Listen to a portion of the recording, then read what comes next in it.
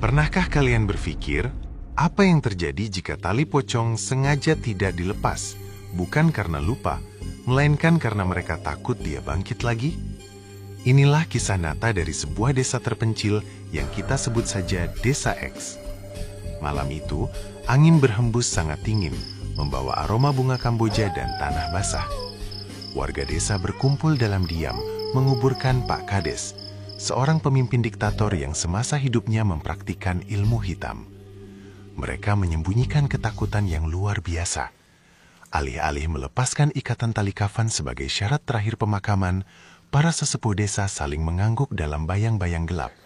Mereka sengaja membiarkan tali pocong itu tetap terikat kuat di kepala, leher, dan kaki jenazah.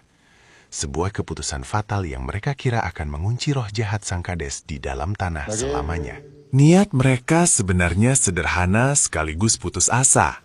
Dengan membiarkan tali kafan tidak terlepas, warga percaya bahwa jasad dan roh Pak Kades akan terpenjara, tercekik oleh ikatannya sendiri, sehingga ia tidak bisa bangkit menebar teror yang selama ini ia janjikan sebelum nafas terakhirnya ditarik paksa. Pemakaman diselesaikan dengan tergesa-gesa di bawah temaram cahaya obor yang bergoyang tertiup angin malam. Tidak ada doa yang dipanjatkan dengan tulus, hanya rapalan mantra pengunci yang disuarakan secara berbisik oleh sang tetua desa. Setelah gundukan tanah merah terbentuk, mereka bergegas pergi meninggalkan makam itu tanpa pernah menoleh ke belakang, berharap semuanya telah berakhir. Namun, mereka lupa pada satu hukum alam gaib yang paling dasar. Menahan roh yang penuh dendam dengan cara yang salah, sama saja dengan menciptakan sebuah kutukan dan monster tak terkalahkan. Malam pertama setelah pemakaman, udara di Desa X terasa berbeda. Hawa dingin merasuk hingga ke tulang sumsum, membuat anjing-anjing liar yang biasanya menggonggong saling bersahutan kini bersembunyi sambil melolong panjang ketakutan. Kegelapan menyelimuti setiap sudut desa, seolah-olah bayangan malam itu sendiri hidup dan bernapas. Tepat pada tengah malam, keheningan desa dipecahkan oleh suara aneh. Bukan suara langkah kaki, melainkan suara gesekan sesuatu yang berat diseret melintasi tanah berbatu. Suara itu berasal dari arah pekuburan di ujung desa, perlahan tapi pasti merayap mendekati perumahan warga. Roh Pak Kades ternyata tidak terkurung sama sekali.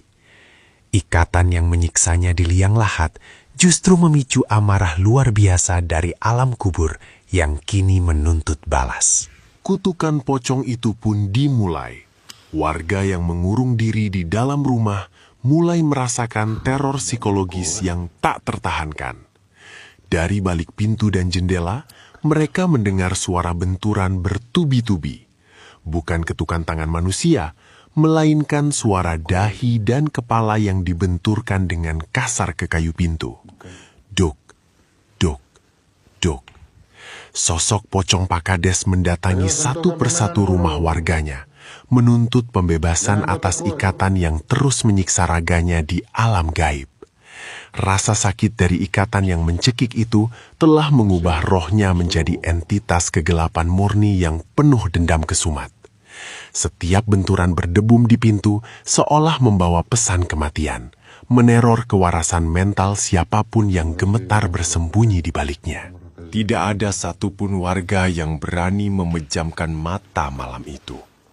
Udara di dalam rumah menjadi sangat pengap, memancarkan bau seperti daging busuk bercampur kapur barus kering yang sangat menyengat hidung. Teror psikologis ini menyiksa warga desa lebih dari rasa takut akan kematian itu sendiri. Mereka terjebak dalam rasa bersalah dan keputusasaan ekstrim. Siapapun yang berani mengintip melalui celah jendela akan langsung berhadapan dengan sepasang mata menakutkan dari wajah yang menghitam mengintip dari balik kain kafan lusuh yang berlumuran tanah kuburan. Sosok itu hanya berdiri diam mematung di luar kaca, menatap tajam, seolah menunggu penghuni rumah untuk membuat satu kesalahan kecil dan membuka pintu pelindung mereka.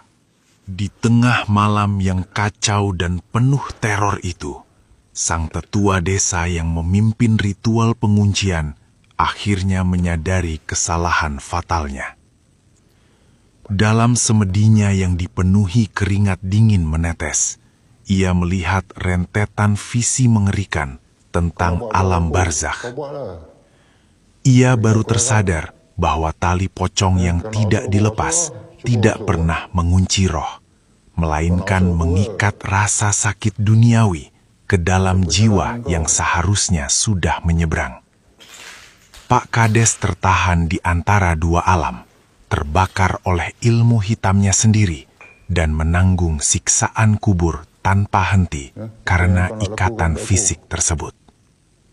Tetua itu menangis meratap dalam diam, menyadari bahwa ia baru saja melepaskan kutukan abadi ke seluruh penjuru desa X.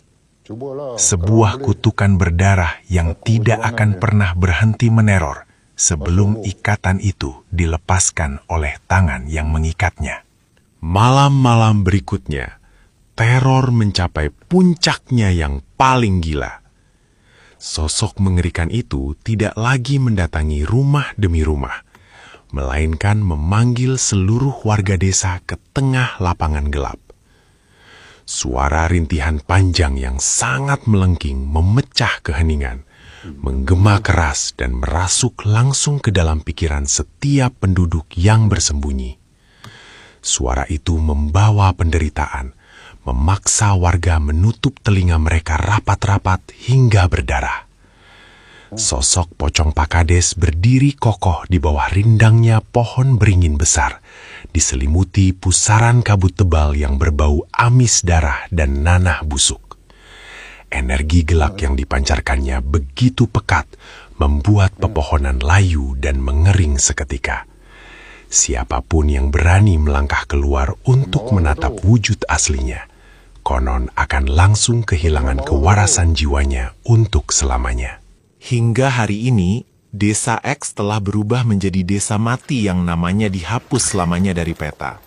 Sisa warga yang masih selamat memilih melarikan diri di tengah malam buta, meninggalkan rumah, harta benda dan seluruh kenangan mereka, pindah sejauh mungkin dari tanah terkutuk yang menelan akal sehat itu. Namun kabarnya, siapapun yang pernah terlibat dan menyaksikan pemakaman malam itu akan terus diburu oleh suara benturan kepala dan bayangan-bayangan sosok bertali kafan utuh di setiap malam, kemanapun mereka lari bersembunyi. Tali pocong Pak Kades mungkin masih terikat kuat membusuk di liang lahatnya yang terbengkalai, namun teror dendamnya melampaui batas ruang dan waktu. Kisah hitam ini menjadi peringatan keras bagi kita semua. Jangan pernah mempermainkan rahasia kematian, karena mereka yang mati terkadang memiliki cara yang jauh lebih kejam untuk menghukum mereka yang masih hidup.